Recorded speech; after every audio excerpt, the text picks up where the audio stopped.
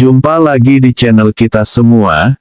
Jangan lupa like, komen, share, dan subscribe.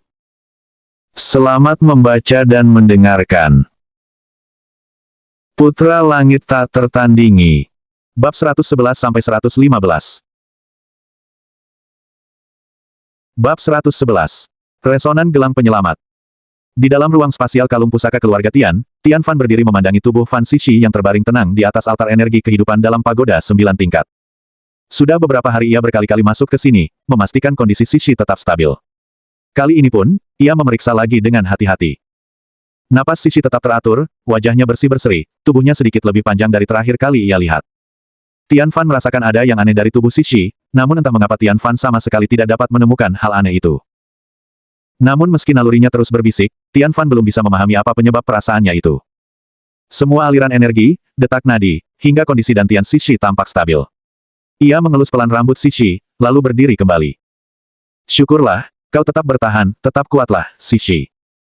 Setelah memastikan semuanya, Tian Fan keluar dari ruang spasial, kembali melanjutkan perjalanannya. Di aula utama Villa Ganbu, semua kepala keluarga berkumpul kembali. Setelah penyelidikan intensif, mereka akhirnya menemukan asal mula bocornya informasi keberadaan villa nomor 1 di Ganbu Mountain.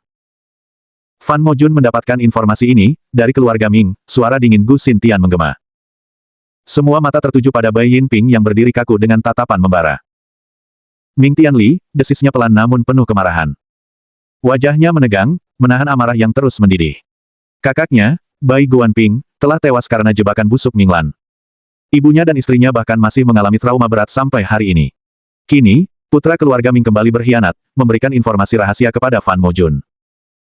Dengan suara dingin seperti pisau baja, Bai Yinping memerintahkan bawahannya. Tangkap Ming Tianli.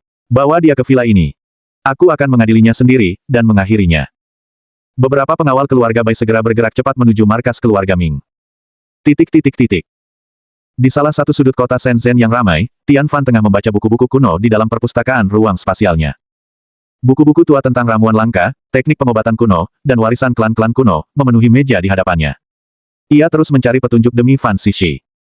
Tiba-tiba, kalung giok di lehernya bergetar keras. Sebuah getaran kuat, resonansi dari gelang jimat. Wajah Tian Fan berubah tegang seketika.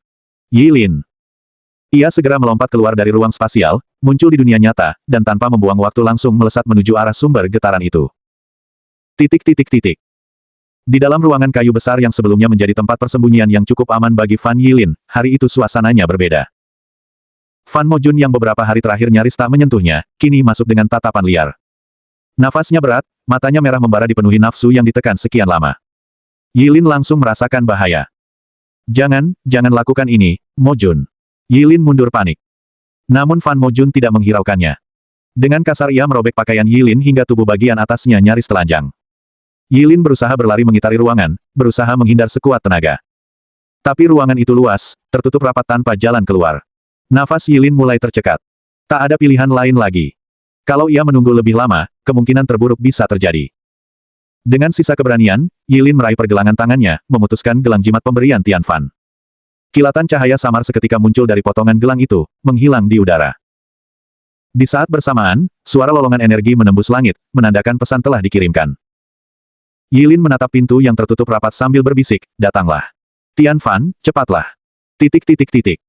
Tak sampai 5 menit, Tian Fan sudah mendarat di tanah kosong yang sebenarnya adalah rumah Fan Mojun, yang ditutupi formasi penyembunyian. Tian Fan berjalan ke depan tangannya menyentuh kekosongan yang beriak. Bab 112. Duel yang ditunggu-tunggu. Tian Fan menyentuh riak kekosongan yang bergelombang lembut di udara, merasakan lapisan formasi ilusi yang menyembunyikan keberadaan tempat ini. Ia menghela napas pelan, lalu bergumam.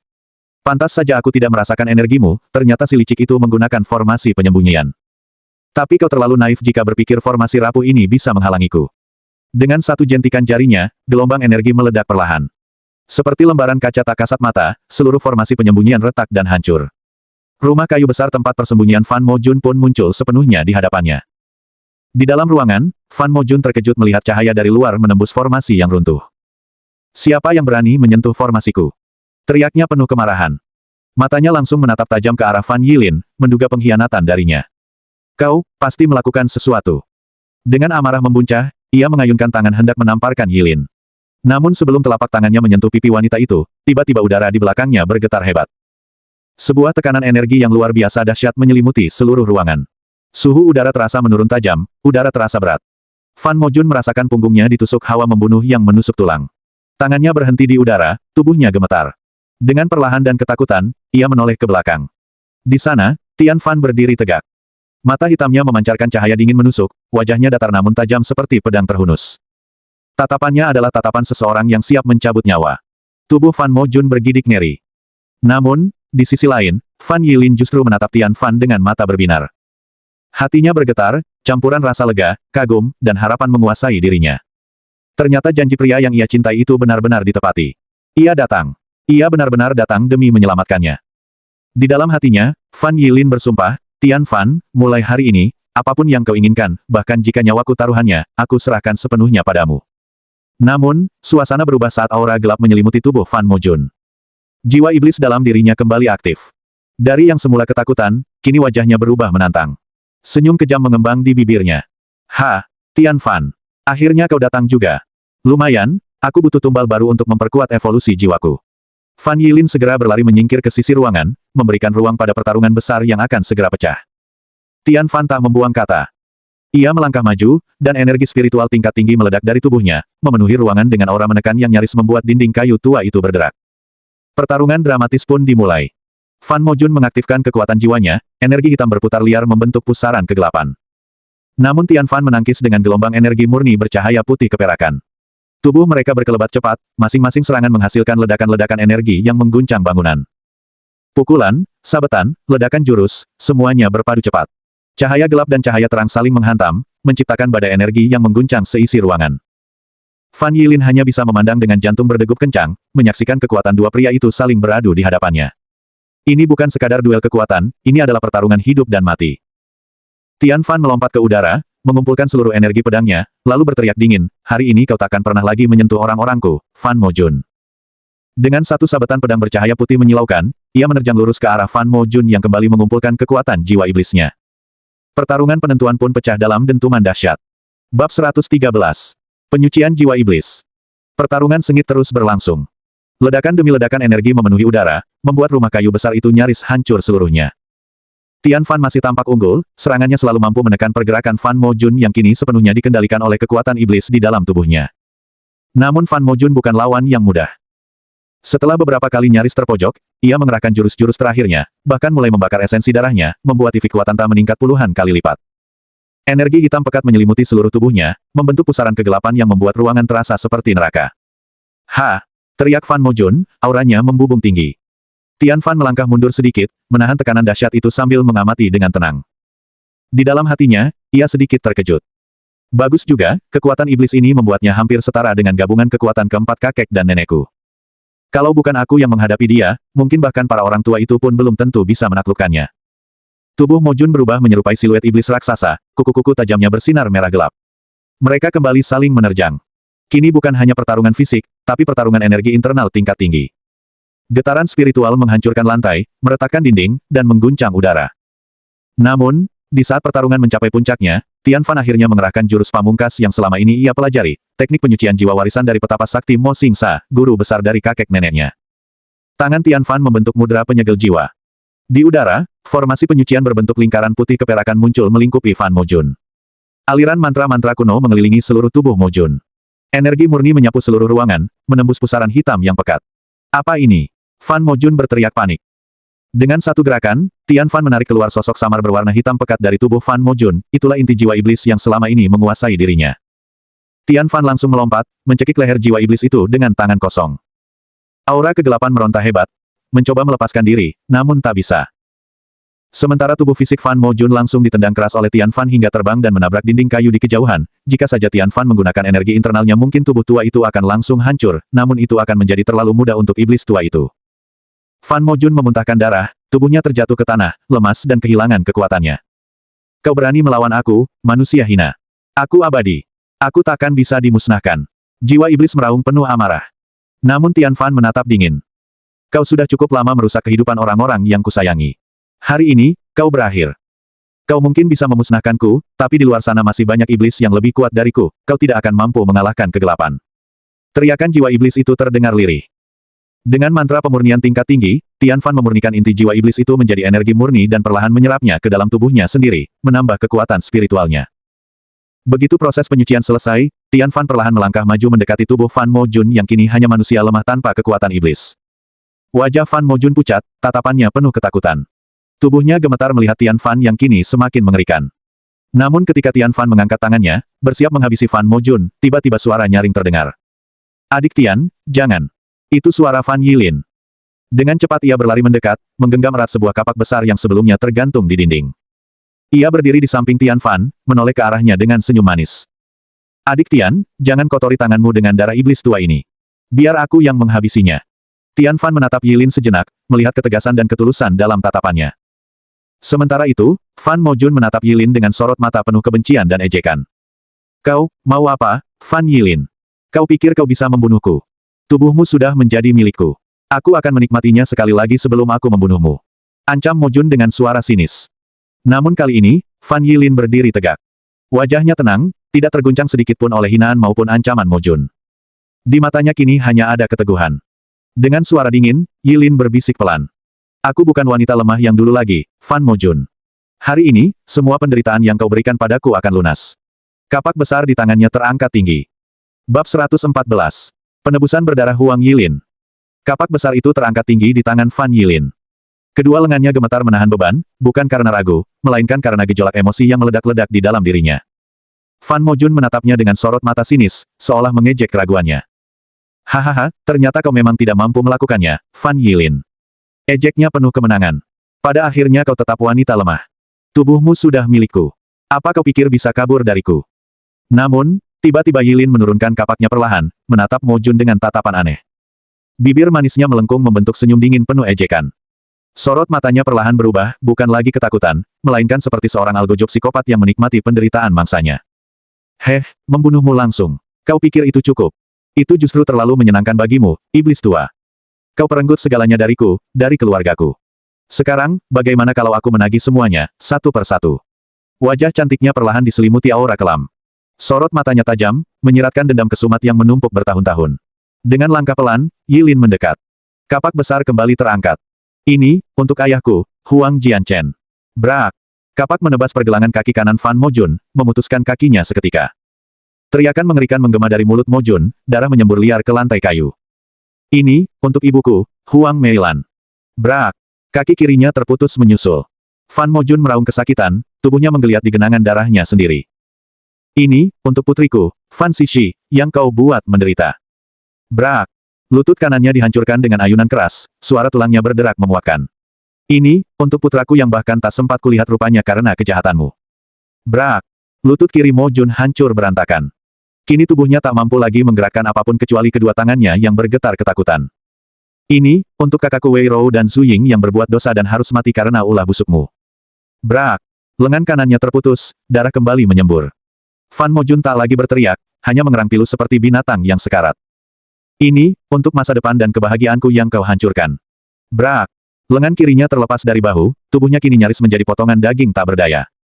Yilin berhenti sebentar, menatap wajah Fan Mo Jun yang kini penuh darah dan keputusasaan. Air matanya menetes, bukan karena sedih, tapi karena dendam yang akhirnya tertumpahkan.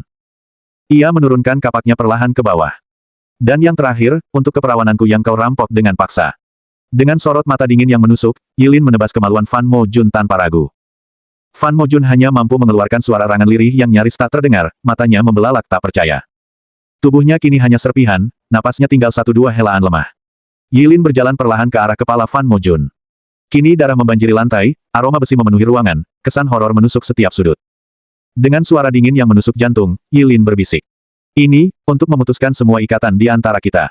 Mulai hari ini, aku bukan lagi Fan Yilin." Ia menoleh sebentar ke arah Tian Fan yang berdiri mengawasinya dengan tatapan dalam. "Namaku, kembali ke nama asalku. Aku adalah Huang Yilin." Brak! Dengan satu tebasan terakhir, kepala Fan Mo Jun terpenggal dan menggelinding di lantai. Tubuh iblis tua itu kini sepenuhnya tak bernyawa. Akhirnya, semuanya berakhir. Setelah mengakhiri penderitaannya, Yilin jatuh berlutut di lantai yang dingin dan basah oleh darah. Tubuhnya bergetar hebat, air matanya tumpah sejadi-jadinya. Tangis histerisnya meledak, meluapkan semua luka batin yang selama ini terpendam. Tian Fan melangkah maju, mendekatinya perlahan. Dengan lembut ia memeluk Yilin dari belakang, membiarkannya menangis di dadanya. Dalam dekapan hangat Tian Fan, Huang Yilin akhirnya menangis sepuas-puasnya. Bukan lagi sebagai korban, melainkan sebagai wanita kuat yang telah mengakhiri rantai penderitaannya sendiri. Bab 115. Malam penyerahan cinta Huang Yilin. Setelah malam berdarah itu berakhir, suasana di dalam rumah tua itu berubah sunyi. Aroma darah masih memenuhi udara, namun hawa keputusasaan yang selama bertahun-tahun menghantui Huang Yilin kini sirna. Ia berdiri bersama Tian Fan, menatap tubuh hancur Fan Mojun yang kini tak lagi berdaya. Namun justru saat itulah, ketika semua beban seharusnya terangkat, perasaan getir merayap di hati Yilin. Ia menunduk perlahan, tubuhnya sedikit gemetar. Tangannya mengepal erat. Adik Tian. Aku mencintaimu, suaranya pelan, nyaris seperti bisikan. Tian Fan menoleh lembut, menatap mata Yilin yang mulai berkaca-kaca. Tidak adik Tian, lupakan saja. Aku tak pantas untukmu, suara Yilin tercekat. Tubuh ini, sudah ternoda. Harga diriku telah direbut. Aku tak layak berdiri di sampingmu. Tian Fan terdiam sejenak, menatap dalam ke arah wanita yang kini benar-benar menunjukkan sisi rapuhnya.